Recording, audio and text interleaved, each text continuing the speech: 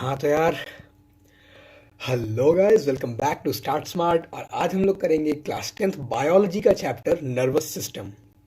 इसमें हम लोग बेसिकली बात करेंगे न्यूरॉन्स वगैरह के बारे में। लेकिन मैं ये कहना चाहूँगा कि ये मेरी पहली लाइव स्ट्रीम है and I am little nervous और थोड़ा सा एक्साइटेड भी।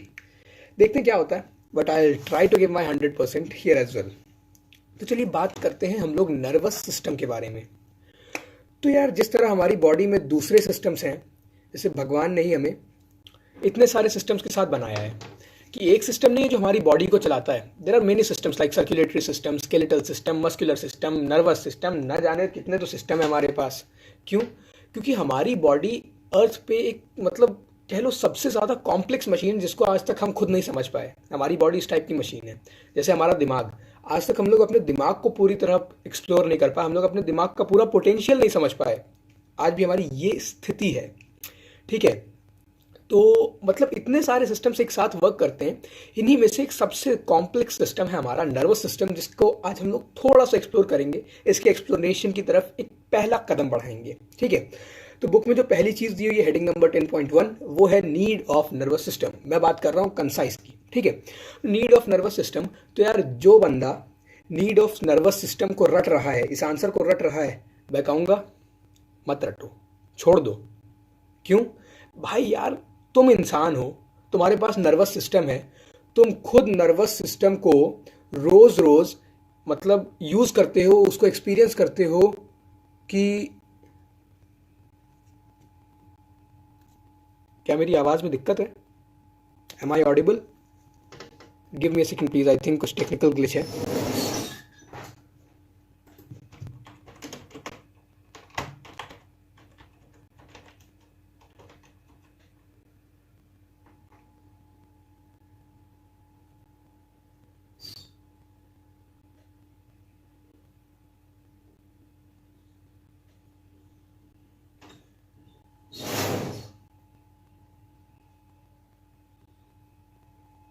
आई hope there isn't a problem.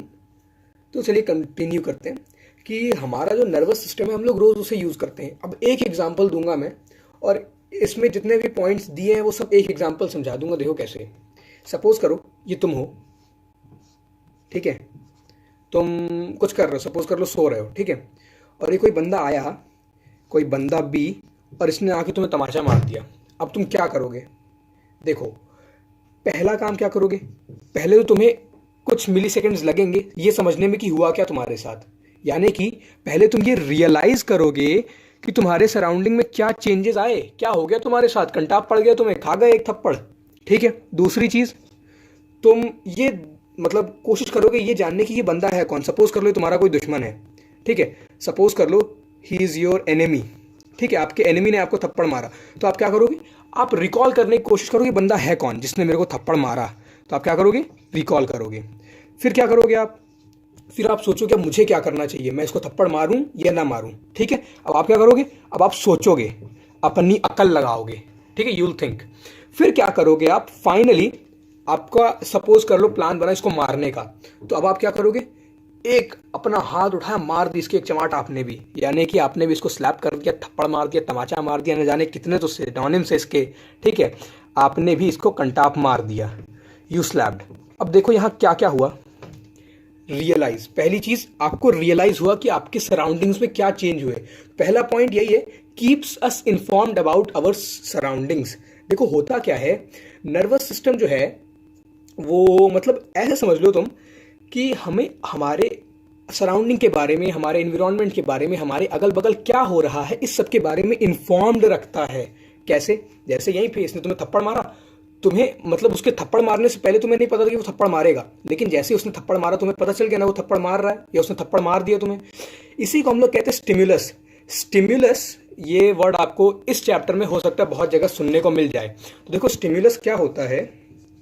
Stimulus is defined as any change in the outside environment, any change in the outside, ये कह लो surrounding environment,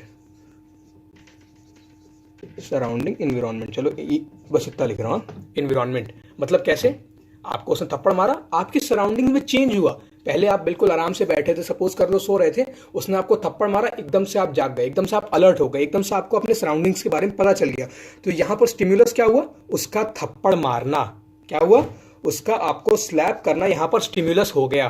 ठीक है, अच्छा, तो पहला पॉइंट क्या है? रियलाइज हुआ आपको, यानी कि आप मतलब नर्वस सिस्टम क्या करता है? It keeps you informed about the surroundings. ठीक।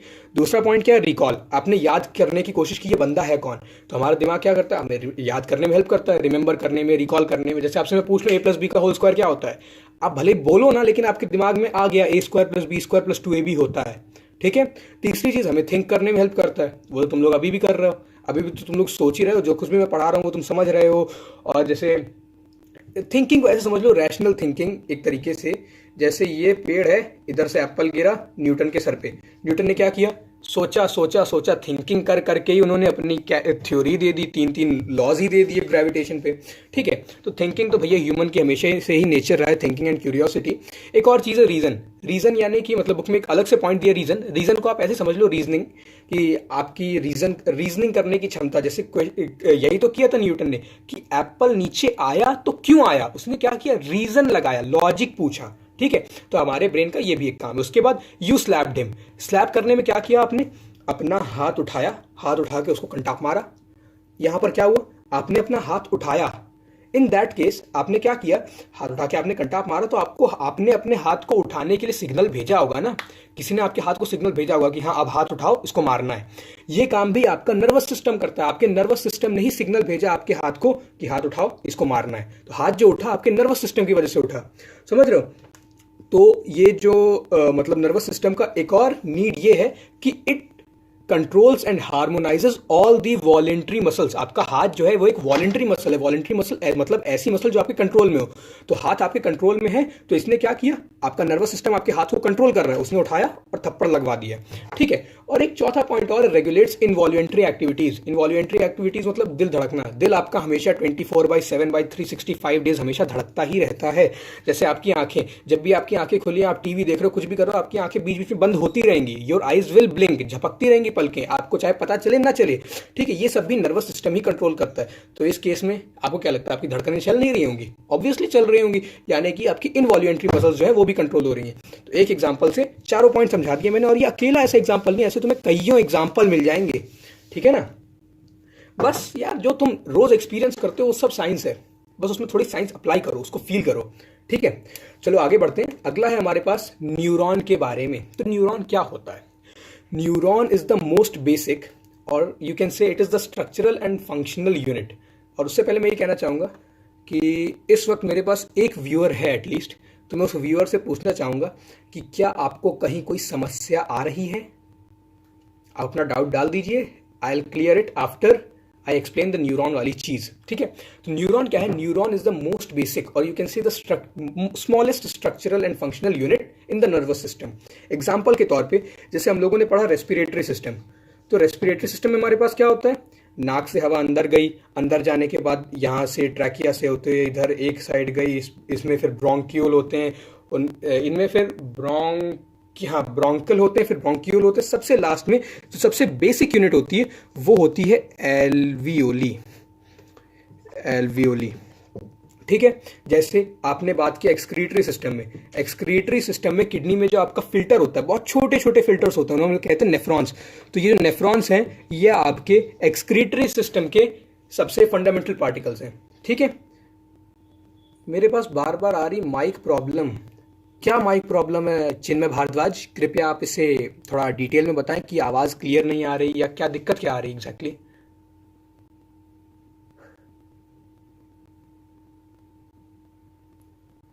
तब तक मैं एक पॉइंट और बता देता हूँ। रेस्पिरेटरी सिस्टम हो गया, एक्सक्रीटरी सिस्टम हो गया, सेम वे हमारे पास हमारा नर्वस सिस्टम है। और इस नर्वस सिस्टम में हमारी जो सबसे बेसिक स्ट्रक्चरल यूनिट है या स्ट्रक्चरल एंड फंक्शनल यूनिट है वो है न्यूरॉन। ठीक है, हम लोगों को इसी न्यूरॉन के बारे में पढ़ना है, क्योंकि सबसे पहले जब हम लोगों को बेसिक पता होगा तभी तो हम लोग एडवांस पढ़ पाएंगे। तो पहले बेसिक पता होना चाहिए कि न्यूरॉन क्या होता है। And Chinmay Bhardwaj, I am waiting for your reply. Please बताएं कि माइक में क्या प्रॉब्लम आ रही है।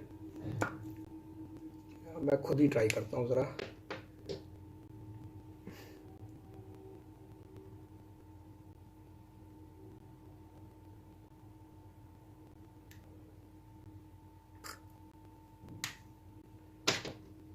गाइस मैं आपको सजेस्ट करूंगा यहाँ से 20-30 सेकंड आप लोग आगे बढ़ा लेना, क्योंकि मैं थोड़ा मतलब कुछ चेक करने जा रहा हूँ, मुझे लग रहा है माइक में कुछ प्रॉब्लम है।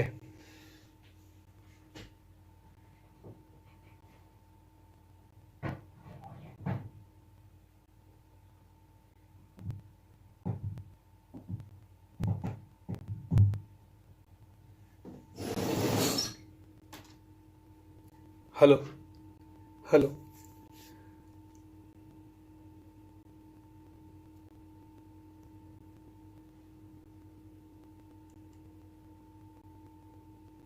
हेलो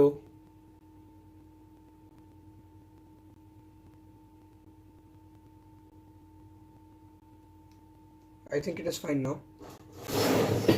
चलिए तो हम लोग कंटिन्यू करते हैं। हम लोग बात कर रहे थे न्यूरॉन के बारे में, ठीक है। तो न्यूरॉन, हाँ, तो जैसा मैंने बताया कि ये हमारी सबसे ज़्यादा बेसिक यूनिट है of nervous system, of the nervous system, ठीक है। तो हमारा जो नर्वस सिस्टम है इसमें मेनली क्या क्या आता है, अगर इस बारे में हम लोग बात करें तो हम लोग ऑलरेडी जानते हैं, या जब भी हम लोग नर्वस सिस्टम सुनते हैं तो दिमाग तो हमारे दिमाग में आता ही है कि ब्रेन तो सबसे पहला पार्ट है जो आना ही आना है, ठीक है। और नर्वस सिस्टम है तो नर्व्स के बारे में तो बात करनी ही पड़ेगी, तो नर्व्स भी आएंगी। एक चीज़ है जो कि 90% लोगों के दिमाग में आती है पर 10% लोग छोड़ देते हैं, that is the spinal cord. That is the spinal cord, ठीक है। ये हो गई पहली चीज़। दूसरी चीज़, तीसरी चीज़ हम लोग इनके बारे में पढ़ेंगे, क्योंकि नर्व्स जो है वो न्यूरॉन से बनी होती हैं, मतलब न्यूरॉन से तो ये तीनों ही बने होते हैं। तो इसलिए हम लोग पहले न्यूरॉन के बारे में बात करेंगे, उसके बाद नर्व्स पे आएंगे, क्योंकि सबसे क्लोजेस्ट रिलेटिव जो नर्व का है वो न्यूरॉन का है वो नर्व है, सबसे क्लोजेस्ट रिलेटिव, ठीक है। तो पहले हम लोग न्यूरॉन के बारे में बात करेंगे, फिर नर्व के बारे में, उसके बाद जो हमारे थोड़े कॉम्प्लिकेटेड पोर्शंस हैं उनके बारे में। तो चलिए बात करते हैं स्ट्रक्चर ऑफ अ न्यूरॉन। हमारा न्यूरॉन कैसा दिखता है? तो हमारा न्यूरॉन कुछ ऐसा है भैया।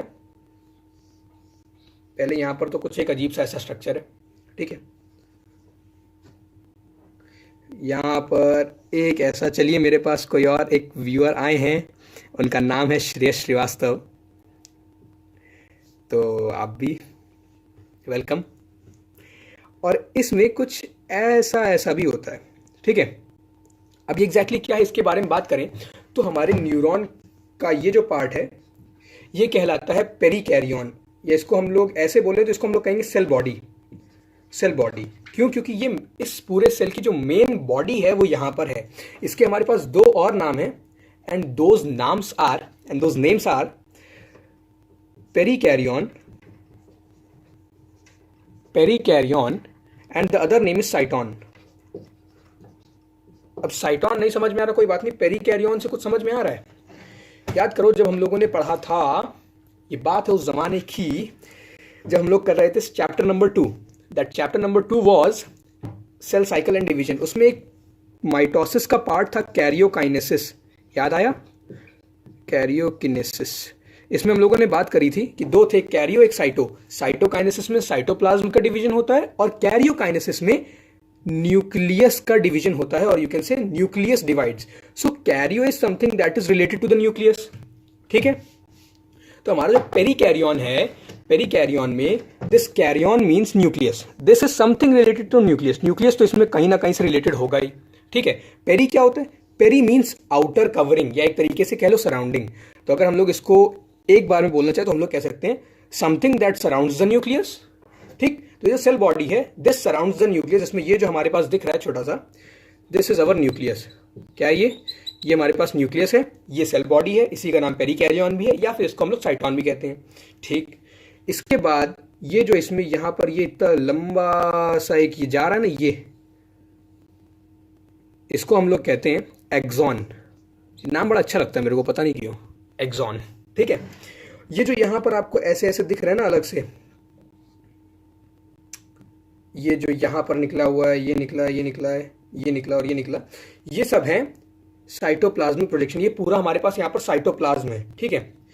इससे कुछ छोटे छोटे फिंगर लाइक प्रोजेक्शंस निकले हैं, and these are the cytoplasmic projections, the cytoplasmic projections, ठीक है। These are the cytoplasmic projections. हाँ, मुझे पता नहीं दिख रहा क्योंकि मेरे को पता है आप लोग इतने स्मार्ट हो, साइटोप्लाज्मिक प्रोजेक्शंस की स्पेलिंग तो आती होगी, ठीक है। These are some cytoplasmic projections. तो हमारे जो नर्व सेल होता है इसमें हमारे पास सारे ऑर्गेनल्स होते हैं जो कि किसी नॉर्मल सेल में होते हैं, एक्सेप्ट सेंट्रोजोम। क्योंकि हमारा जो नर्व सेल होता है ये डिवाइड नहीं करता। दैट इज, हमारा नर्व सेल एक बार बन गया मतलब ये सिर्फ हमारे बर्थ के टाइम पे प्रोड्यूस होता है, उसके बाद कभी ये डिवाइड नहीं होता। This cell does not divide, ठीक है। क्योंकि ये सेल डिवाइड नहीं होता इसलिए इसमें सेंट्रोसोम नहीं होते, या इसका उल्टा कह लो, इनवर्स या कन्वर्स ऑफ दिस थ्योरम, कि क्योंकि इसमें सेंट्रोसोम नहीं होता इसलिए सेल डिवाइड नहीं होता। तो इसीलिए ब्रेन इंजरीज या स्पाइनल कॉर्ड इंजरीज ये सब बहुत फैटल होती है हमारे लिए, क्योंकि एक बार ये हो गई तो इनका रिकवर, या हम लोगों का इनसे रिकवर हो पाना, दैट इज सो डिफिकल्ट, ठीक। अच्छा, तो हम लोगों ने इसके बारे में बात कर लिया, इसमें सेंट्रोसोम नहीं होता ये बात कर लिया, इनको साइटोप्लाज्मिक प्रोजेक्शंस कहते हैं ये भी बात कर लिया, ये हो गया एक्सॉन। एंड दिस, ये जो यहाँ दिख रही है ना, ये होती है माइलिन शीथ, इसके बारे में हम लोग आगे बात करेंगे। अभी के लिए बस इतना जान लो, this is what we call myelin sheath, ठीक। और ये जो यहाँ पर दिख रहा है, और ये जो है साइटोप्लाज्मिक प्रोजेक्शंस, मैं एक चीज बताना भूल गया, ये जो साइटोप्लाज्मिक प्रोजेक्शंस है ना, इनका एक स्पेसिफिक नेम है, इनको हम लोग कहते हैं डेंड्राइट। डेंड्राइट लिख के आना, डेंड्राइट इनका सही नाम है, ठीक है, ये बताना भूल गया, इनका नाम है डेंड्राइट्स, DENDRITES, डेंड्राइट्स इनका नाम है। And these dendrites are nothing but some cytoplasmic projections arising from the cell body, ठीक है। सेल बॉडी से निकलने वाले कुछ साइटोप्लाज्मिक प्रोजेक्शंस हैं जिनको हम लोग डेंड्राइट्स कहते हैं। और ये नीचे जो दिख रहे हैं, ये इनको हम लोग एक्सॉन एंडिंग्स कहते हैं। क्या कहते हैं? एक्सॉन एंडिंग्स, इनको हम लोग एक्सॉन टर्मिनल्स भी कहते हैं। तो हम लोग एक्सॉन एंडिंग्स याद रख लेते हैं, ठीक है, एक्सॉन एंडिंग्स, ठीक। तो इस तरीके का कुछ हमारा दिखता है न्यूक्लियस, जो कि बहुत गंदा हो गया, मेरे को तो खुद ही नहीं समझ में आ रहा है इसमें न्यूक्लियस कहाँ है। तो गाइज ये है हमारा न्यूक्लियस, ये ठीक है। तो न्यूक्लियस की अगर अब स्ट्रक्चर समझ में आ गया, क्योंकि ये जो डायग्राम है ना, कुछ इंपॉर्टेंट डायग्राम, जैसे हार्ट का स्ट्रक्चर हो गया, न्यूक्लियस का स्ट्रक्चर हो गया, स्पर्म सेल का स्ट्रक्चर, सॉरी न्यूरॉन का स्ट्रक्चर हो गया, स्पर्म सेल का स्ट्रक्चर हो गया, ये सब इंपॉर्टेंट है, आते रहते हैं, ठीक है। तो अब इसके बाद हम लोग बात कर लेते हैं मतलब एक एक पार्ट के बारे में थोड़ा डिटेल में, और यहाँ तक किसी को कोई डाउट हो तो बता दे, ठीक है। So talking about the cell body, तो हमारी सेल बॉडी क्या होती है हम लोगों ने बात करी। ये जो हिस्सा है हमारे पास, इसमें ये वाला जो हिस्सा पूरे न्यूरॉन का इतना हिस्सा, इसको हम लोग कहते हैं सेल बॉडी। ओह, श्रेयस श्रीवास्तव कह रहे हैं अब तो 99 में से 100 आएंगे। भैया एक चैप्टर से 100 नहीं आ जाएंगे, सारे पढ़ने पड़ेंगे, ठीक है। तो ये है हमारे पास सेल बॉडी, इसका हम लोगों ने नाम डिस्कस कर लिया, एक पेरिकैरियन नाम है, एक साइटोन नाम है, इसके अंदर ये न्यूक्लियस होता है, ये डेंड्राइट्स कहलाते हैं जो कि साइटोप्लाज्मिक प्रोजेक्शंस होते हैं। देन हमारे पास जो इसमें इंपॉर्टेंट चीज है वो ये है कि ये जो यहाँ पर न्यूक्लियस है ना, this is a eukaryotic nucleus, या आप इसको सिंपल सा ऐसे समझ लो, it is a well defined nucleus. यानी कि न्यूक्लियस जो है हमारे पास वो दो टाइप के होते हैं, एक अच्छा न्यूक्लियस मतलब कि एक एडवांस्ड न्यूक्लियस, और एक थोड़ा प्रिमिटिव पुराना न्यूक्लियस मतलब जिसको ज़्यादा नॉलेज ना हो, नॉलेज इन द सेंस कि ज़्यादा एडवांस ना हो, ठीक है। तो ये जो है हमारे पास वेल डिफाइंड न्यूक्लियस है, यानी कि एडवांस न्यूक्लियस है, अच्छा वाला न्यूक्लियस है, जानकार वाला न्यूक्लियस है, ठीक है। और ये जो साइटोप्लाज्म होता है, साइटोप्लाज्म हमारे पास दो टाइप का होता है, ग्रैन्युलर, एक नॉन ग्रैन्युलर, ठीक है। तो ये जो साइटोप्लाज्म है, this is granular cytoplasm, granular cytoplasm, cytoplasm, ठीक है। एंड अदर देन दिस हमारे पास इसमें सारे सेल ऑर्गेनल्स होते हैं, सारे सेल ऑर्गेनल्स जो इसी सेल बॉडी में प्रेजेंट होते हैं, अदर देन सेंट्रोसोम, ठीक। Then we have dendrites. ये जो डेंड्राइट्स होते हैं इनका क्या काम होता है? तो भैया डेंड्राइट्स का काम जो है ना, हम लोग न्यूरॉन्स की वर्किंग में और अच्छे से समझेंगे।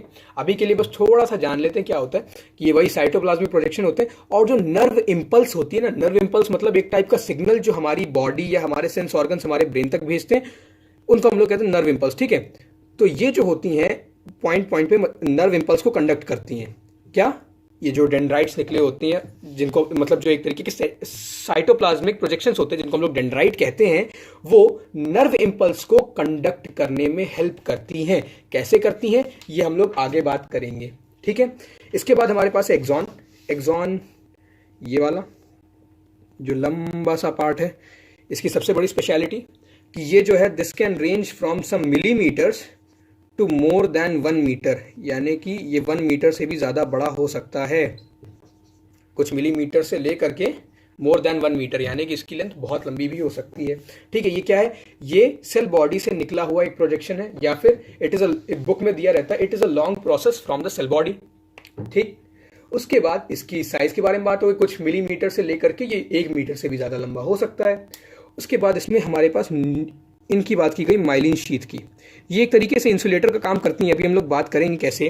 तो हमारे मतलब हमारी बॉडी में क्या दो टाइप के न्यूरॉन्स होते हैं, ओवरऑल दो टाइप के न्यूरॉन्स होते हैं। अगर उनको हम लोग शीथ के बेसिस पे डिवाइड करें, देखो बेसिस अलग अलग होते हैं। जैसे हमारे पास सेंसरी मोटर और एसोसिएटिव न्यूरॉन होते हैं किसी और बेसिस पे।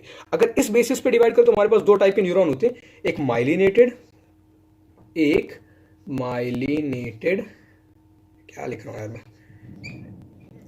एक माइलिनेटेड न्यूरॉन और दूसरे होते हैं नॉन माइलिनेटेड न्यूरॉन, वैसे MYE होगा, माइलिनेटेड, और एक अनमाइलिनेटेड या नॉन माइलिनेटेड कह लो, जिनमें ऐसी माइलिन शीथ नहीं होती।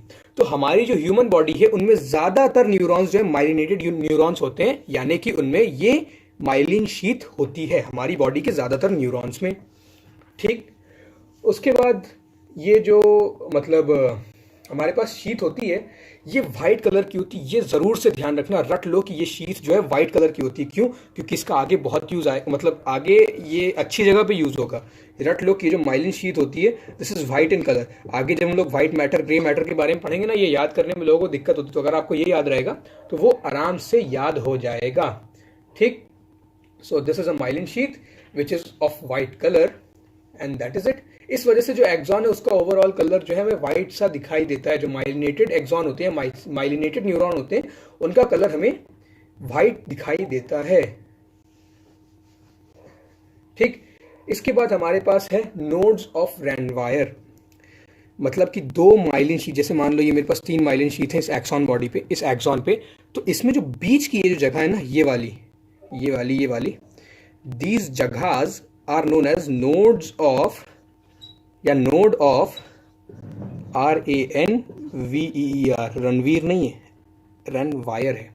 ठीक है, यानी कि VIER है, VEAR नहीं है, याद रखना। ठीक है, रेनवायर, नोड ऑफ रेनवायर। इसको या दो माइलिन शीट के बीच में हमारे पास जो भी जगह होती है उसको हम लोग नोड ऑफ रेनवायर कहते हैं।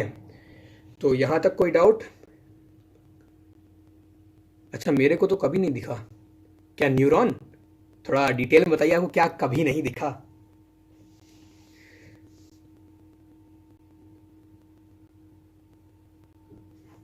और एक और चीज होती है, ये एग्जाम में 1 मार्क। अच्छा, आपको न्यूरॉन कभी नहीं दिखा?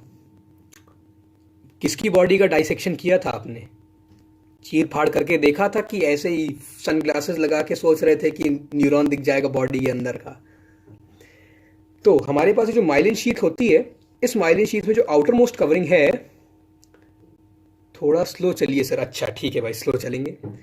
ये जो हमारे पास आउटर मोस्ट कवरिंग होती है ना, इसका भी एक नाम होता है, और ये 1 मार्क या 2 मार्क क्वेश्चन में पूछा जा सकता है कि इसका नाम है न्यूरोलेमा। आउटर मोस्ट कवरिंग जो होती है माइलिन शीथ की, this is known as neurolemma. इसको न्यूरोलेमा भी कहते हैं और न्यूरीलेमा भी कहते हैं। न्यूरोलेमा भी कहते हैं और न्यूरीलेमा भी कहते हैं। Both the names are correct. आपको जो लिखना है लिख दो, ठीक है, इट्स अप टू यू। अब देखो, कुछ एक्सॉन्स ऐसे होते हैं ना जिनके साइड से ब्रांचेस वगैरह निकली होती हैं, उनको हम लोग कोलैटरल कहते हैं। देखो सपोज करो ये हमारे पास एक एक्सॉन है, ये चलो पूरा ही न्यूरॉन बना देते हैं। चलो ये तुम्हारी सेल बॉडी है, ठीक है ना, डोंट माइंड। ये सेल बॉडी है, इससे राइट एंगल पे, राइट एंगल मतलब एग्जैक्ट 90 नहीं, थोड़ा ऊपर नीचे हो सकता है, 19-20 हो सकता है 75 हो सकता है 80 हो, इस टाइप के एंगल्स पे यहाँ से और एक्सॉन्स निकले हुए होंगे, इधर से। They are known as collaterals. ठीक है, इनको हम लोग क्या कहते हैं? कोलैटरल्स कहते हैं। पर हमें इनके बारे में पढ़ना नहीं है, these are not in our syllabus. मतलब इनका नाम जान लो बस। हमारे बाकी सिलेबस में क्या, बाकी 10th में कोलैटरल्स के बारे में कुछ है ही नहीं। ठीक, अब इसके बाद स्टार्ट होगा हमारा सबसे important part, and that is transmission of a nerve impulse. की नर्व इंपल्स जो है वो ट्रैवल कैसे करती है। तो अभी तक जो पढ़ा उसको मतलब ढंग से दिमाग में बैठा लिया हो, तो अब हम लोग सबसे इंपॉर्टेंट पार्ट की तरफ बढ़ने जा रहे हैं।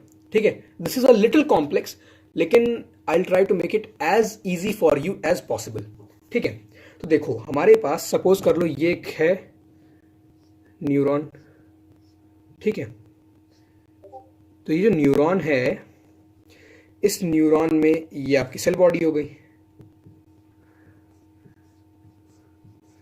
अब इस सेल बॉडी के बाद यहां जो आपके पास ये डेंड्राइट्स होंगे ना, या एक्सॉन टर्मिनल्स होंगे ना, एक्सॉन टर्मिनल्स कह लो या इनको आप एक्सॉन एंडिंग्स कह लो, ये जो होंगे इनके नीचे यहाँ पर एक कुछ होगा, ठीक है, थोड़ा सा, इसको हम लोग कहते हैं बल्ब। क्या कहते हैं?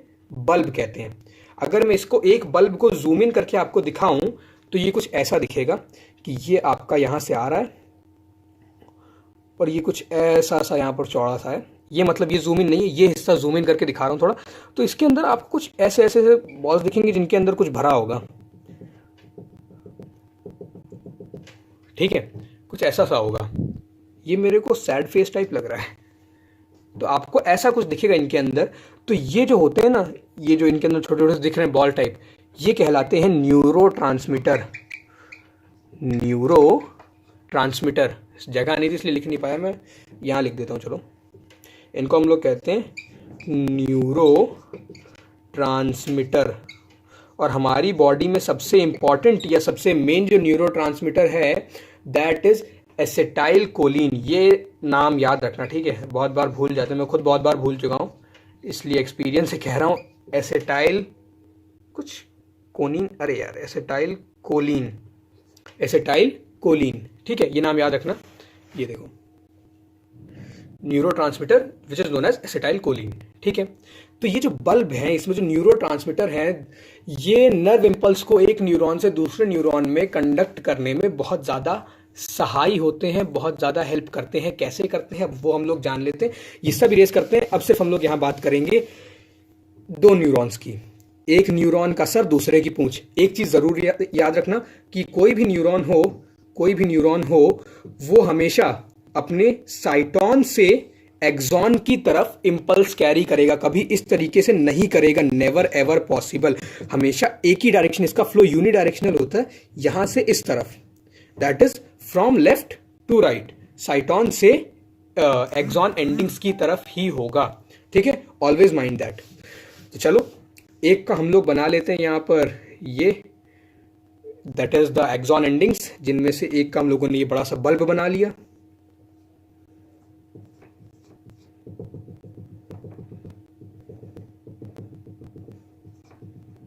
ठीक है, एक और बना लेते हैं हम लोग यहाँ पे, इसका हम लोग मुंह बना लेते हैं, दैट इज डेंड्राइट्स बना लेते हैं। बाकी नीचे तो एक्सटेंड करेगा ही। अब देखो, यहां से कोई नर्व इंपल्स आ रहा है ऊपर से, क्या होता है कि इसको जरूर याद रखना, यहां पर ये जो हिस्सा है ना, इसको हम लोग कहते हैं सिनैप्स। क्या कहते हैं? सिनैप्स। इसमें ये जो छोटा सा गैप दिख रहा है, this gap is known as synaptic cleft. क्या कहते हैं? सिनैप्टिक क्लेफ्ट, या इसको सिनैप्टिक गैप भी कहते हैं, सिनैप्टिक गैप या फिर सिनैप्टिक क्लेफ्ट, ठीक, सिनैप्टिक क्लेफ्ट कहते हैं इसे। अच्छा, तो ये दो न्यूरॉन्स के बीच में छोटी सी फाइन स्पेस होती है which is known as synaptic cleft. ये जो हिस्सा है ना, ये देखो, सिनैप्टिक क्लेफ्ट ये है, तो और जो इम्पल्स है वो ऐसे आ रही है, तो ये हिस्सा पहले पड़ेगा, ये हिस्सा बाद में पड़ेगा। पहले वाले को हम लोग प्री कहते हैं। तो ये जो इस साइड एक मेम्ब्रेन होती है, this membrane is known as presynaptic membrane, presynaptic membrane, ठीक है। और ये जो यहां पर मेम्ब्रेन होती है, यहां पर, this is known as the postsynaptic membrane. क्या कहते हैं? पोस्ट सिनैप्टिक मेम्ब्रेन, ठीक है, मेम्ब्रेन। अच्छा, तो हमारे पास यहाँ पर एक प्री सिनैप्टिक मेम्ब्रेन हो गई, पोस्ट सिनैप्टिक मेम्ब्रेन हो गई, बीच की जगह सिनैप्टिक क्लेफ्ट हो गई, ये ओवरऑल सिनैप्स हो गया, ठीक। अब देखो होता क्या है, अब जरा इसको दोबारा बना लेते हैं। ये हमारे पास न्यूरोट्रांसमीटर है, सॉरी, ये हमारे पास एक्सॉन का बल्ब है, और ये हमारे पास साइटोन है। तो ये जो साइटोन है, इसको थोड़ा और जूम इन करें हम लोग, तो हमें यहां पर कुछ ऐसा दिखेगा। ये जो होते हैं ना, यहां से जो न्यूरॉन आता है, या मतलब देखो, अच्छा, न्यूरॉन नहीं, सॉरी, न्यूरोट्रांसमीटर जो आते हैं, जैसे देखो, ये यहां पर हमारे पास न्यूरोट्रांसमीटर भरे हुए हैं, ठीक है। इधर से कोई नर्व इंपल्स आई, नर्व इंपल्स मतलब कोई सिग्नल आया, ये मतलब एक सिग्नल का साइन है, ठीक है। सपोज कर लो कोई सिग्नल आया यहाँ से जो सिग्नल आ रहा है वो यहाँ आएगा।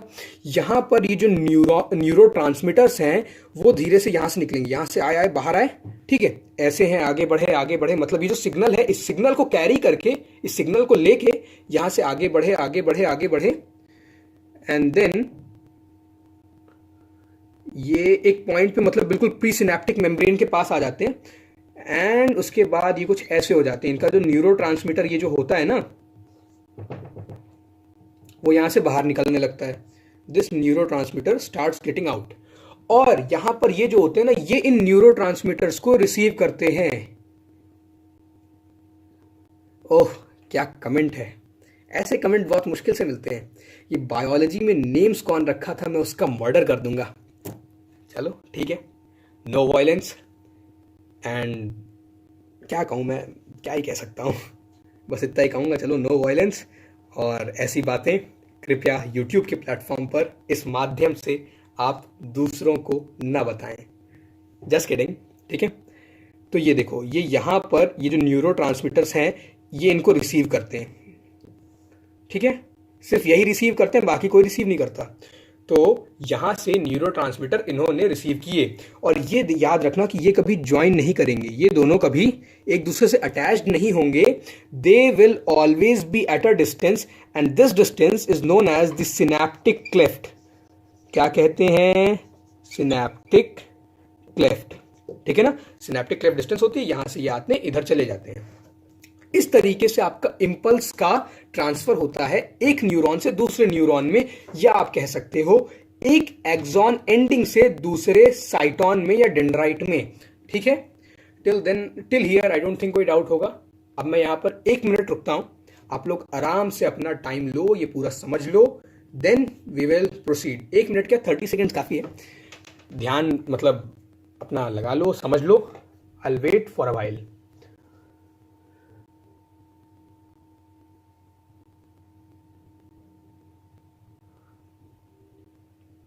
और इनके नेम्स वगैरह जानने की जरूरत नहीं है, ठीक है। या डेंड्राइट्स का काम है इन्हें रिसीव करना, क्योंकि ये जो यहाँ पर ये रिसीवर्स है ना, ये रिसीवर्स जो है ये यहाँ पर डेंड्राइट्स पे ही लगे हुए होते हैं। सपोज कर लो ऐसे निकले निकले से डेंड्राइट्स ना हो, सपोज कर लो कि डेंड्राइट ना हो, सिर्फ तुम्हारा ऐसे हो या गोल सा हो, तो सिनेप्टिक क्लेफ्ट जो है ना बढ़ जाएगा। ये हमारी बॉडी का एक तरीके से एडाप्टेशन है, कह लो एडाप्टेशन है हमारे न्यूरॉन्स का, कि वो ऐसे हो गए हैं। अब एडाप्टेशन है ह्यूमन इवोल्यूशन में, मतलब एडाप्टेशन है, या अपने मतलब पहले से ही ऐसे थे। अब ये तो किसी को नहीं पता, बस थ्योरीज हैं। तो डेंड्राइट्स का यही काम है यार, डेंड्राइट्स का यही काम है कि वो इसको थोड़ा पास ले आती हैं, और थोड़ा माई नेट इज ओवर, कोई बात नहीं, रिकॉर्डेड देख लेना, मिल जाएगा। हाँ, तो ये जो है यहाँ पर इनको रिसीव करते हैं, दैट सेट ये साइटोप्लाज्मिक प्रोजेक्शन होते, थोड़ा आगे तक बढ़ा देते हैं, और यहाँ से ये न्यूरोट्रांसमीटर्स को रिसीव करते हैं। फाइन, चलो अब हम लोग आगे पढ़ते हैं। And that is the transfer of a nerve impulse within a cell, यानी कि एक सेल के अंदर कैसे होता भैया, ये तो बताओ। ये थोड़ा मुश्किल वाला है, इसको ना ध्यान से समझना। पहले ये बताओ कि साउंड वेव कैसे ट्रेवल करती है, साउंड वेव कैसे ट्रेवल करती है। तो भैया आई am waiting for your responses, let's see. 3, 2, 1, चलो। साउंड वेव एक लॉन्गिट्यूडनल वेव होती है। कैसी वेव होती है? लॉन्गिट्यूडनल वेव होती है ना। लॉन्गिट्यूडनल वेव मतलब सपोज कर लो मैंने यहां से कुछ बोला, यहाँ पर ये जो पार्टिकल्स हैं ये कंप्रेशन और रेयर फ्रैक्शन के ऐसे ऐसे, फिर ऐसे यहाँ पर कंप्रेशन, याद है ना, सब बताया हुआ है, मतलब मैंने ही बताया था, मेरे को याद है। पहले यहाँ पर कंप्रेशन था, फिर ये अपनी पोजीशन पे आया तो इनको कंप्रेस कर दिया, फिर ये अपनी पोजीशन पे आया तो इनको कंप्रेस कर दिया। यानी कि जो कंप्रेशन जो है ये ऐसे ऐसे ट्रेवल कर रहा है, कंप्रेशन एंड रेयर फ्रैक्शन के फॉर्म में या एक वेव के फॉर्म में। तो हमारा जो इम्पल्स है, इम्पल्स इन द सेंस की जो नर्व इम्पल्स है, वो भी इसी फॉर्म में ट्रेवल करता है। कैसे?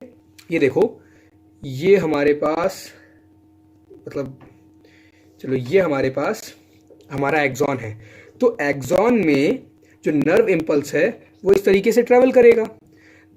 देखो कैसे, यहां पर होता है हमारे पास नेगेटिव चार्ज, और यहां पर हमारे पास होता है पॉजिटिव चार्ज। और जो हमारा न्यूरॉन होता है, this is an excitable cell. Excitable मतलब इसको हम लोग एक्साइट कर सकते हैं। किस प्रकार एक्साइट कर सकते हैं वो देख लो। यहां पर जब कोई नर्व इंपल्स आता है, इसी को हम लोग एक्शन पोटेंशियल भी कह सकते हैं। अच्छा, चल के। बहुत सही आंसर है यार, ऐसे सैवेज रिप्लाई देने वाले मेरे को अच्छे लगते हैं। चलिए बढ़िया, श्रेयस श्रीवास्तव। तो जब कोई नर्व इम्पल्स आता है तो क्या होता है, ये जो आपका न्यूरॉन है ये एक्साइट हो जाता है। किस तरीके से, देखो ये यहाँ पर नेगेटिव है, यहाँ पर पॉजिटिव है, ये भी जान लो ऐसा क्यों होता है। ये क्या मैसेज रिट्रैक्ट क्यों कर दिया यार? ठीक है, अच्छा रिप्लाई था, अच्छा लगा मेरे को, ऐसी से रिट्रैक्ट करने की जरूरत नहीं। देखो यहाँ पर हमारे पास होता है Na plus ion, Na plus ion. Na कैसा होता है? पॉजिटिव आयन होता है। क्यों भाई? 2,8,1, इससे एक इलेक्ट्रॉन निकलेगा तो ये ऑक्टेट गेन करेगा। ऑक्टेट मतलब इसका जो आयन है वो कैटायन ही होगा, क्योंकि एक इलेक्ट्रॉन निकल गया यानी कि पॉजिटिव आयन फॉर्म करेगा। पॉजिटिव आयन यानी कि कैटायन, कैटायन यानी कि प्लस चार्ज, इसलिए बाहर जो है प्लस चार्ज कलेक्ट हो जाता है, बाहर प्लस चार्ज है। ठीक, अंदर क्या होता है? अंदर हमारे पास होता है के का आयन। अब बताओ के का आयन पॉजिटिव होता है नेगेटिव? 3, 2, 1, के का आयन होता है पॉजिटिव।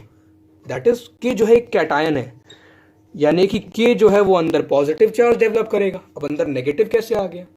नेगेटिव आने के हमारे पास दो रीजन है। पहला रीजन ये कि यहां पर नेगेटिव प्रोटीन्स होती है, नेगेटिव प्रोटीन्स होती है, मतलब नेगेटिव चार्ज वाली प्रोटीन्स होती हैं। ठीक है, और दूसरा रीजन यहाँ पर जो है कुछ सोडियम आयन पंप होते हैं। हमें उतना डिटेल में नहीं जाना, बस मैं बता दे रहा हूँ।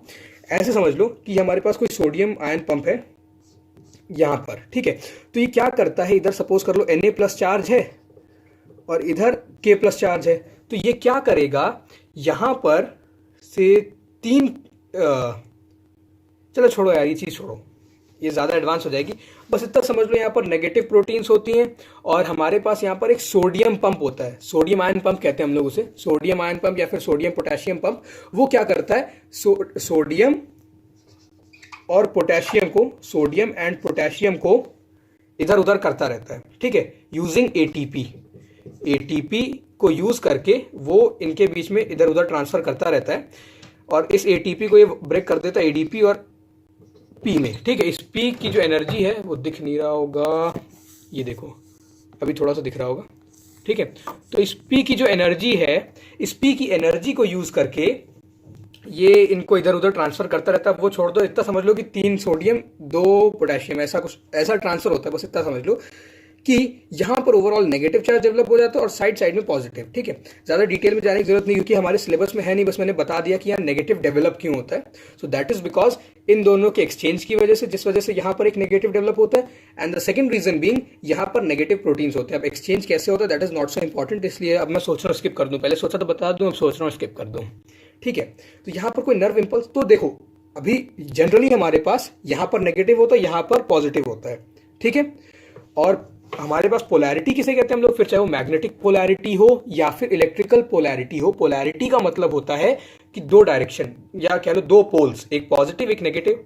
यहां पर जो है हमारे पास पोलैरिटी है, हमारे पास पॉजिटिव पोल मतलब पॉजिटिव भी है नेगेटिव भी है, hence here we have some polarity.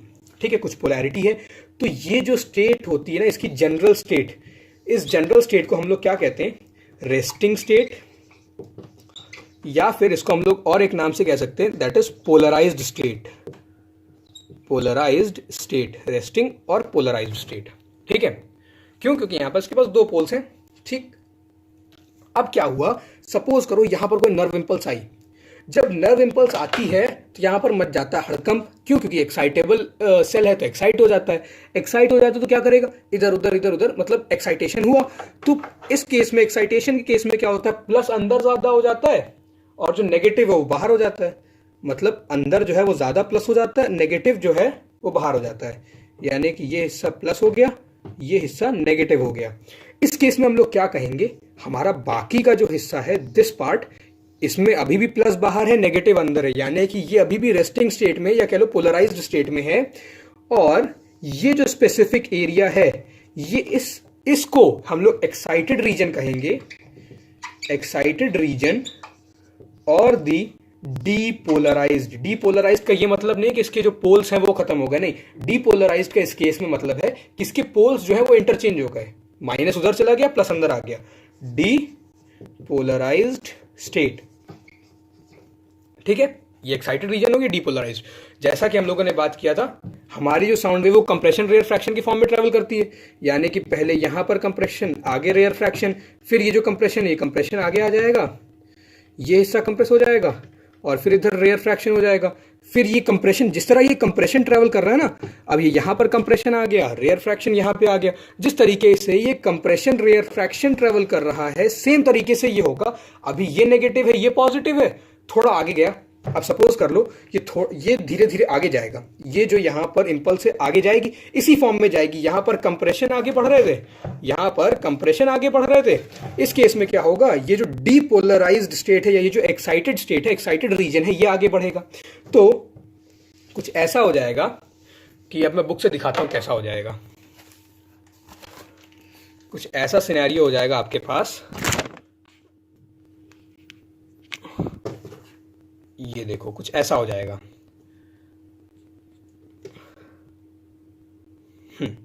कि ये पॉजिटिव रीजन है, ये नेगेटिव रीजन है, बाहर पूरा पॉजिटिव, अंदर पूरा negative, this is the resting state और द पोलराइज्ड स्टेट। ठीक, अब यहां पर क्या हुआ, यहां पर आई कोई इंपल्स, इंपल्स की वजह से अंदर प्लस हो गया, बाहर नेगेटिव हो गया। ये स्पेसिफिक रीजन जो है ये आपका डीपोलराइज्ड रीजन हो गया, आगे वाला अभी भी रेस्टिंग है, वो अपना मजे में है, पोलराइज्ड है। फिर ये आगे बढ़ा, जैसे हमारा कंप्रेशन यहां से आगे बढ़ा था वैसे ये हिस्सा यहां से आगे बढ़ा। तो इस केस में क्या होगा, ये जो एरिया है जो पहले पोलराइज हुआ था, अब धीरे से वो फिर ठंडा होगा। जैसे हमारे केस में क्या था, यहां पर जो अभी कंप्रेशन हुआ है और आगे रेयर फ्रैक्शन है, धीरे से क्या होगा, ये जब कंप्रेशन आगे ट्रेवल करेगा, सो इन दैट केस ये एरिया वापस से अपना रेयर फ्रैक्ट करेगा ना, ये एरिया वापस से एक्सपैंड करेगा। ये देखो यहाँ कंप्रेस हुआ था, अब ये कंप्रेस वाला एरिया दोबारा से एक्सपैंड कर रहा है और आगे वाले को कंप्रेस कर रहा है। वही चीज यहाँ भी हो रही है, ये जो एक्साइटेड रीजन था अब ये आगे जा रहा है। तो जो पहले एक्साइटेड था, अब ये पहले का एक्साइटेड रीजन जो है, अब वो रीजन रिकवर हो रहा है, तो ये वापस से डी एक्साइट हो रहा है, या कह लो वापस से रेस्टिंग फेज में आ रहा है, या कह लो वापस से पोलराइज हो रहा है। ठीक है, तो ये जो एक्साइटेड रीजन था ये पोलराइज होगा और जो आगे का रेस्टिंग रीजन है अब वो एक्साइट होगा। अभी ये एक्साइट हुआ, फिर थोड़ी देर बाद क्या होगा, ये रीपोलराइज, मतलब ये फिर से अपने पोलराइज स्टेट में आएगा और ये वाला एक्साइट हो जाएगा। यानी कि जो एक्साइटेशन है धीरे धीरे धीरे धीरे आगे बढ़ती जाएगी। ठीक है, अभी इसको एक बार में जरा देख लेते हैं कि ये हमारे पास, ये अंदर हमारे पास नेगेटिव है, बाहर हमारे पास पॉजिटिव है। ठीक है, अब क्या होगा, पहले हमारा ये स्टेट सपोज कर लो इतना एरिया जो है वो पोलराइज हुआ, ठीक, सॉरी इतना एरिया जो है डीपोलराइज हुआ, डीपोलराइज मतलब पोलैरिटी रिवर्स हो गई, फिर आगे वाला, फिर आगे वाला। तो देखो सपोज कर लो कि अभी मैंने बता दिया क्या है, अब मैं वही चीज दोबारा एक्सप्लेन कर रहा हूं। ये वाला पोलराइज हुआ था पहले, ठीक, सॉरी ये वाला पहले डीपोलराइज हो गया। अब यहां से ये जो इंपल्स है इधर ट्रेवल किया, तो अब ये वाला डीपोलराइज होगा और ये वाला धीरे से वापस पोलराइज होगा। तो ये जो रीजन वापस पोलराइज हो रहा है, इस वापस से पोलराइज होने वाले रीजन को हम लोग रीपोलराइज कहते हैं। री क्योंकि दोबारा पोलराइज हो रहा है, ठीक है, तो रीपोलराइज।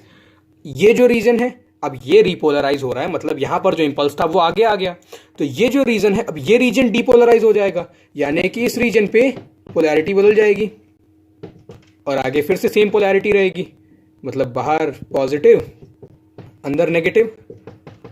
ठीक है, अब जहां ये थोड़ा और आगे जाएगा, अब सपोज कर लो ये डीपोलराइज्ड रीजन था, अभी ये अपना नॉर्मल पोलराइज्ड है, ये अपना नॉर्मल स्टेट में है, ये एक्साइटेड है। अब ये एक्साइटमेंट, ये जो नर्व इंपल्स है, ये जो एक्शन पोटेंशियल है, ये और आगे जाएगा और आगे जाएगा, मतलब अब ये रीपोलराइज होगा। अब जो है आपका ये रीजन रीपोलराइज होगा, धीरे धीरे ये रीजन रीपोलराइज होगा और ये वाला जो रीजन है अब ये वाला डीपोलराइज होगा, यानी कि अब ये वाला जो है अपने पोल्स इंटरचेंज करेगा, मतलब यहां पर एक्साइटमेंट होगी। अब जो है इस केस में क्या होगा, ये जो पहले रीपोलराइज हो रहा था अब ये पूरी तरीके से पोलराइज हो चुका होगा। ठीक है, मतलब पहले डीपोलराइज हुआ, फिर रीपोलराइज, मतलब कि अपना टाइम लेके धीरे धीरे पोलराइज हो रहा था, फिर फाइनली अब जो है अब ये पोलराइज हो गया, अब ये फिर से अपना पोलराइज्ड रीजन बन गया। ये जो है अब अभी रीपोलराइज हो रहा है, ठीक है, क्योंकि अभी अभी यहां से एक्शन पोटेंशियल आगे गया, तो ये जो है अभी रीपोलराइज हो रहा है और ये जो रीजन है ये स्पेसिफिक रीजन अभी डीपोलराइज्ड स्टेट में है, यानी कि एक डायग्राम में पोलराइज्ड भी है, रीपोलराइज्ड भी है और डीपोलराइज्ड भी है। क्यों? क्योंकि अभी एक्साइटेड है, प्लस अंदर है और माइनस बाहर है।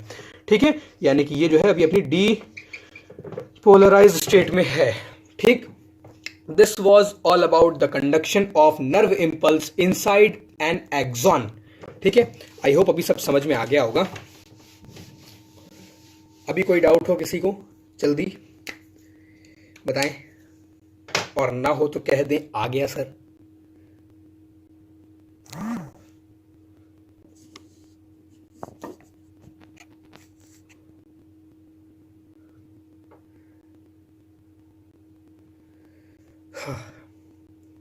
अभी तक जितना मैंने बताया उसको आराम से समझ लो, ठीक है, यू हैव टाइम। यार एक चीज़ और मैंने गलत बोल दी, सर मत बोला करो यार, भाई काफ़ी है, आ गया भाई, भाई चलेगा।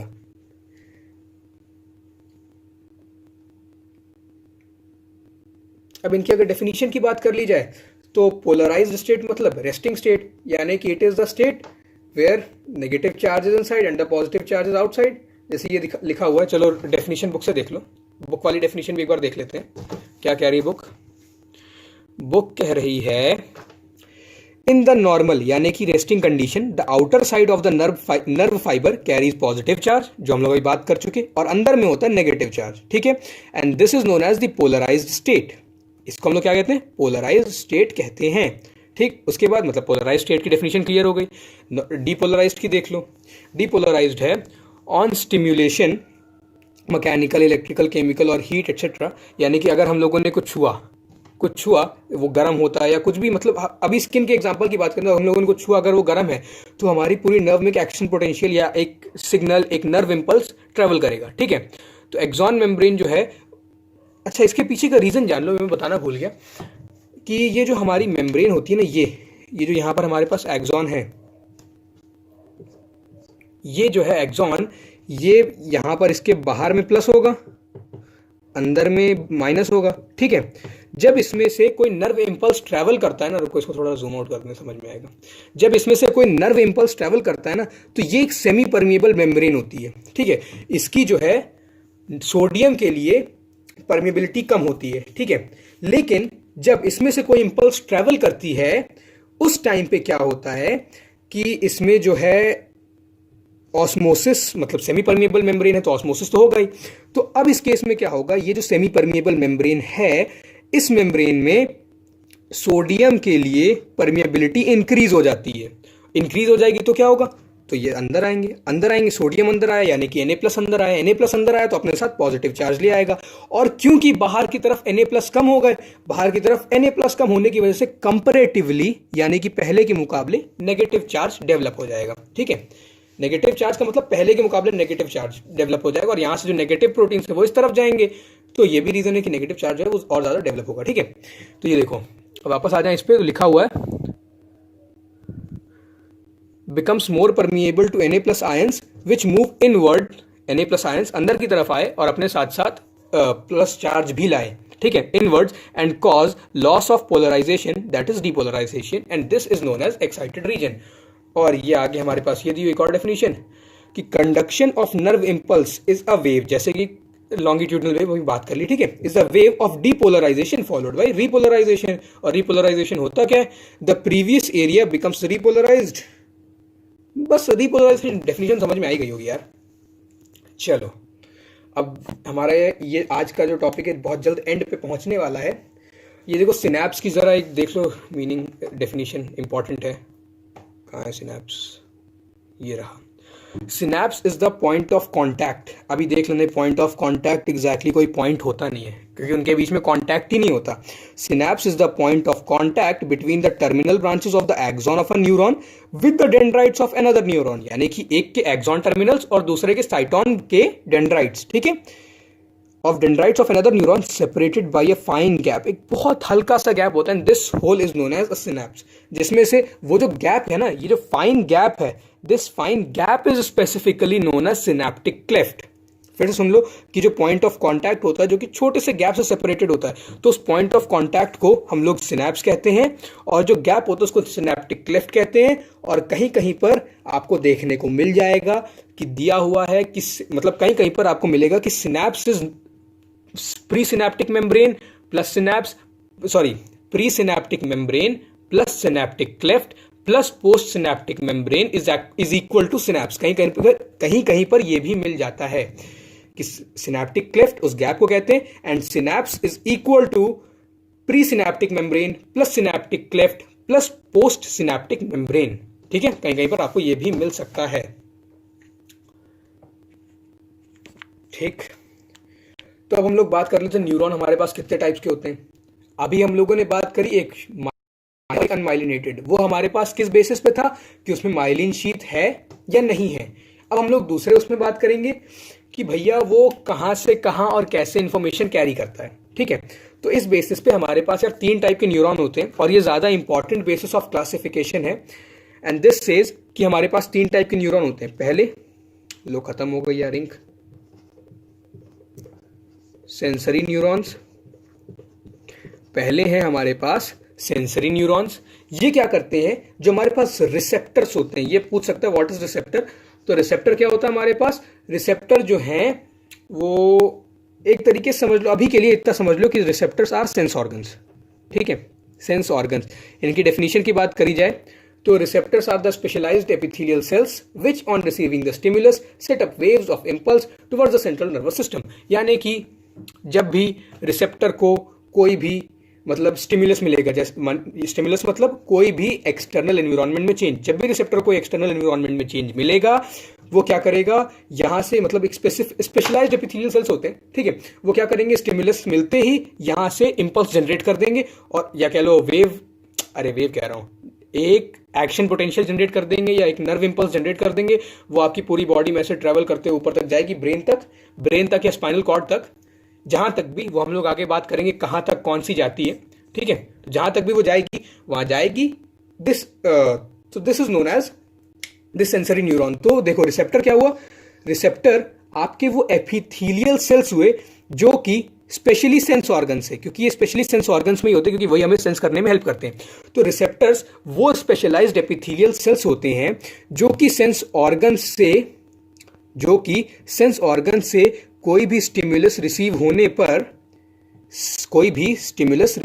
पर यहां से एक नर्व इंपल्स भेजते हैं। और अब देखना यहां पर सेंसरी न्यूरॉन्स आएंगे, जो न्यूरॉन्स या फिर the neurons which carry the impulse from receptors to the central nervous system। चलो इसको CNS लिख देते हैं सिर्फ, CNS is equal to central nervous system. ये भी आगे आएगा। ठीक है, अभी पता चल जाएगा। सेंट्रल नर्वस सिस्टम का मतलब है ब्रेन एंड स्पाइन। अभी इनका आपको शॉर्ट फॉर्म भी याद हो ही जाएगा, ब्रेन एंड स्पाइन। ठीक है, अच्छा, तो ये होते हैं आपके सेंसरी न्यूरॉन्स जो कि इंपल्स कन्वे करती हैं रिसेप्टर से CNS तक। CNS is brain plus spine. Spine बिल्कुल नहीं, स्पाइनल कॉर्ड। ये बहुत बड़ी चीज है। क्यों बड़ी है, आगे बात करेंगे और इसके बारे में बात करेंगे। ठीक है, अभी तो नहीं समझाऊंगा, अभी बस इतना बताऊंगा कि स्पाइनल कॉर्ड लिखना, स्पाइन मत लिख के चले आना। मैं होऊंगा अगर टीचर तो नंबर काट दूंगा, पर मैं टीचर होऊंगा नहीं क्योंकि मैं खुद एग्जाम दे रहा हूँ। ठीक है, तो स्पाइन मत लिखना, स्पाइनल कॉर्ड लिखना, क्योंकि टीचर अगर स्ट्रिक्ट हुआ तो लिख के दे रहा हूँ, नंबर काट देंगे टीचर। और मोस्ट प्रोबेबली हो सकता है कि टीचर जो है वो पूरे नंबर ही काट दें, 1 नंबर क्वेश्चन होगा, टीचर आपको 0 देगा, ऐसा भी हो सकता है। ठीक है, सो टीचर जी नमस्कार। आगे बढ़ते हैं मोटर न्यूरॉन्स की तरफ। मोटर न्यूरॉन्स क्या होते हैं, मोटर न्यूरॉन्स वो न्यूरॉन्स होते हैं जो कि इंपल्स कैरी करते हैं कहां से, CNS से। CNS यानी कि सेंट्रल नर्वस सिस्टम, यानी कि ब्रेन और स्पाइन नल कॉर्ड, ब्रेन या फिर स्पाइनल कॉर्ड से ये जो मोटर न्यूरॉन्स होते हैं ये कैरी करते हैं इंपल्स को कहां तक, इफेक्टर तक या कह लो इफेक्टर, ऐसे समझ लो इफेक्टर सम मसल और सम ग्लैंड। ठीक है, इफेक्टर्स क्या होते हैं, इफेक्टर्स को हम लोग बस ऐसे डिफाइन कर सकते हैं, इफेक्टर्स आर द मसल्स और the glands which when receive impulse from the CNS act और डू समथिंग। जैसे पहले एग्जांपल में लोगों ने बात की थी कंटाप मारा, तो जो थप्पड़ मारने का प्रोसेस हुआ, इस थप्पड़ मारने के लिए CNS से यानी कि ब्रेन से, स्पेसिफिकली इस केस में ब्रेन से नर्व्स के थ्रू आपके हाथों तक या कह लो हाथ की मसल्स तक सिग्नल गया। ठीक है, हाथ की मसल्स तक सिग्नल गया और फिर आपने उठा के जड़ दिया।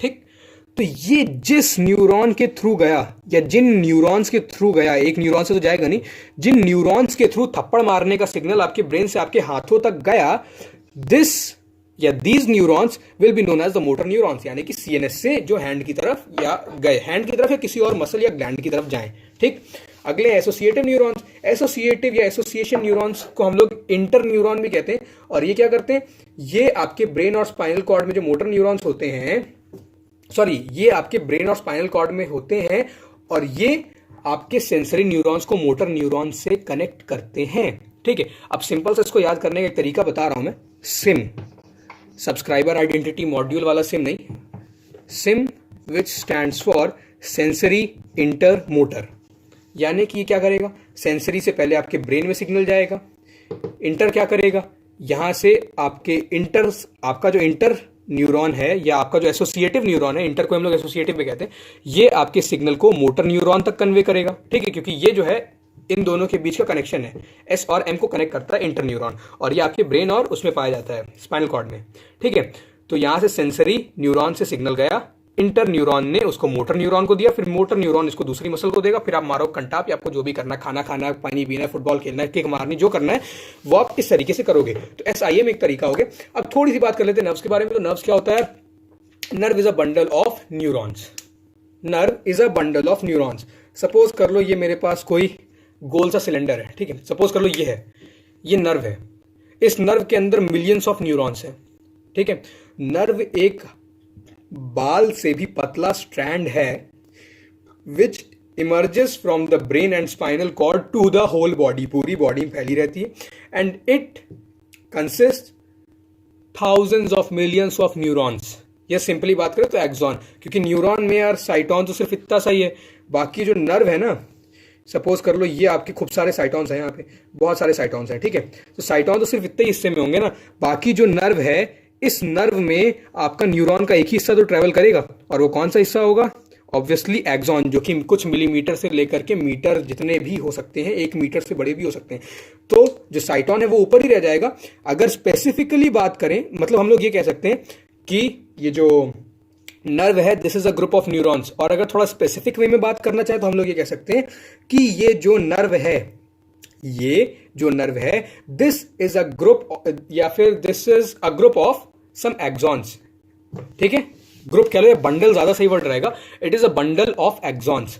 जैसा कि ये बुक में डायग्राम दिया हो गया है, एक सिलेंडर टाइप का कुछ बना हुआ है, सपोज कर लो यही है मेरे पास कोई सिलेंडर, इसी को हम लोग कहेंगे नर्व। अगर इसके अंदर मिलियंस, अगर क्या इसके अंदर मिलियंस या थाउजेंड्स ऑफ एक्सॉन्स ट्रेवल कर रहे होंगे इसके अंदर, in that case this will be known as our nerve. और ये जो है आपके बाल से भी पतली होती है, यहाँ पे जो मेरे हाथ में नर्व है तो बहुत मोटी है।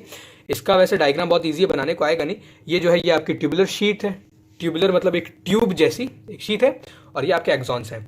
अब देखो हमारी बॉडी में माइलिनेटेड न्यूरॉन्स, ये जो ऐसे वाले न्यूरॉन होते हैं ना, ऐसे वाले, जिनके अगल बगल में ऐसे वाले एक्सॉन्स, जिनके अगल बगल में ऐसे ऐसे बना होते हैं, क्यों होते हैं, इंसुलेशन प्रोवाइड करते हैं। कैसे, यहां पर जब खूब सारे एक्सॉन होंगे तो ताकि एक दूसरे के सिग्नल इनमें कन्वर्ज ना हो जाए, कन्वर्ज क्या, ये इनके सिग्नल्स एक दूसरे में पास ना हो, फॉर दैट इनमें होती है माइलिन शीथ। और ये माइलिन शीथ क्या करती है, इनके सिग्नल्स को एक दूसरे से मिलने नहीं देती, मतलब ये जो कंडक्टिंग वायर्स हैं इनमें ये एक इंसुलेशन की तरीके से काम करती है, सो दैट इनके इंपल्स एक दूसरे से मिक्स ना हो। ये यहाँ ऊपर लिखा भी हुआ है, कहाँ लिखा, हाँ, the myelin sheath of the axon acts like an insulation and prevents mixing of the impulse in the adjacent axons. तो इनके अंदर से जो इंपल्स ट्रैवल कर रही है, इसकी इंपल्स इसमें ना चली जाए, इसकी इंपल्स इसमें ना चली जाए, इसी के लिए हमारे पास ये माइलिन शीथ होती है। ठीक है, and this myelin sheath acts as an insulator for the impulse conducting neurons। ठीक है, और जैसे कि हमारे पास न्यूरॉन्स 3 टाइप के होते हैं, नर्व्स भी हमारे पास 3 टाइप की होती हैं, जिनमें से एक होती है सेंसरी नर्व, जिसमें सिर्फ सेंसरी न्यूरॉन, अब इसमें तो कुछ बताना ही नहीं है यार। सेंसरी नर्व जिसमें सिर्फ सेंसरी न्यूरॉन हो, नर्व सेंसरी न्यूरॉन। अब यार बिल्कुल मार्कर बंद हो गया, अभी डालूंगा तो टाइम लग जाएगा और बस वीडियो खत्म होने वाला है, तो ऐसे इसको थोड़ा रगड़ देते हैं। सेंसरी नर्व जिसमें सेंसरी न्यूरॉन हो, ठीक है। मोटर नर्व जिसमें सिर्फ और सिर्फ मोटर न्यूरॉन हो, जैसे इसका सेंसरी वाले का एग्जांपल दूं मैं तो हमारी ऑप्टिक नर्व जो कि आंख से जाती है, तो वो जो है सिर्फ उसमें सिर्फ सेंसरी न्यूरॉन ही है, क्योंकि वो उसका काम ही है सिर्फ आंख से सिग्नल ब्रेन तक पहुंचाना, दैट्स इट, उसका कोई काम ही नहीं है। दैट इज वाई हमारी जो सेंसरी नर्व है इसमें सिर्फ और सिर्फ सेंसरी न्यूरॉन्स होते हैं। जैसे हमारी मोटर नर्व हो गई, मोटर नर्व वो नर्व जिसमें सिर्फ और सिर्फ मोटर न्यूरॉन्स हो। जैसे कि कोई नर्व, अगर आंख की बात करें तो वो नर्व जो कि हमारे ब्रेन से हमारी आई में जाती है, जैसे हमारी आई का जो स्ट्रक्चर होता है ना, वो यहाँ पर लेंस होता है, लेंस के एक फ्लूइड टाइप का होता है जो कि लेंस की तरीके ही काम करता है, बड़ा छोटा होता रहता है। ये बड़ा छोटा होता है कुछ मसल्स की वजह से, इनको हम लोग कहते हैं सिलेरी मसल्स। क्या कहते हैं? Ciliary muscles. अभी आगे सेंस ऑर्गन वाले चैप्टर में आएगा, उसमें पढ़ लेंगे। तो ये जो सिलेरी मसल्स हैं, इन सिलेरी मसल्स तक जो ऑप्टिक नर्व नहीं, इन सिलेरी मसल्स तक जो नर्व आती है ब्रेन से, ये आपका दिमाग है। ये सिलेरी मसल है इधर भी और ये इधर भी, ये दिमाग है। इस दिमाग से यहाँ पर कुछ नर्व्स आएंगी, ठीक है। ये जो नर्व होंगी ये मोटर नर्व होंगी, क्यों? क्योंकि इनमें सिर्फ मोटर न्यूरॉन होंगे। ये दिमाग से हमारे सिलेरी मसल्स की तरफ आती हैं और फिर इनको ऐसे वैसा करती रहती हैं जिस हिसाब से हमें देखना। कोई चीज़ पास है तो ये इनको मोटा कर देंगी सो दैट फोकल लेंथ कम हो जाए, और अगर कोई चीज़ दूर है तो इनको मतलब लूज कर देंगी सो दैट हमें दूर की चीज़ आराम से दिखाई दे, फोकल लेंथ लंबी हो जाए, रेटिना पे इमेज बने। ठीक है, ये सब आगे आएगा, छोड़ दो, बस इतना समझ लो। एक एग्जांपल दीजिए। मिक्स्ड नर्व वो नर्व होती हैं जिसमें सेंसरी न्यूरॉन भी हो और मोटर न्यूरॉन भी हो, जैसे हमारी स्पाइनल नर्व। ठीक है, सो दैट इज इट। आज का यहीं तक रखते हैं, इट्स अबाउट एन आवर। तो अब बाकी हम लोग ब्रेन और सेरेबेलम ये सब आगे पढ़ेंगे। So till then, take care, goodbye, keep learning, thanks for watching, and if you want you can stay tuned. ठीक है, तो चलिए, श्रेयस जी का बाय बाय भी आ गया। Okay Shreyas Srivastava, bye and good night. I think it's 11:30 now PM। ठीक है, तो इस बार मैं गुड नाइट बोल सकता हूँ। So good night everyone. वैसे एक ही बंदा तो देख रहा है, क्या एवरीवन यार। चलो अच्छा, have a nice day, I mean night, good night. और एक नहीं, 2 बंदे देख रहे हैं, एक और दोस्त है शायद। चलो दोस्त बना लिए सबको, सभी दोस्त हैं यार। चिन्मय भारद्वाज भी देख रहे हैं, उनका तो नेट खत्म हो गया था, पता नहीं कैसे देख रहे हैं। चलिए कोई नहीं, गुड बाय चिन्मय भारद्वाज, गुड बाय श्रेयस श्रीवास्तव, और कोई तो मेरे को दिख भी नहीं रहा चैट में क्योंकि और कोई है भी नहीं। ठीक है, चलो अच्छा, गुड नाइट।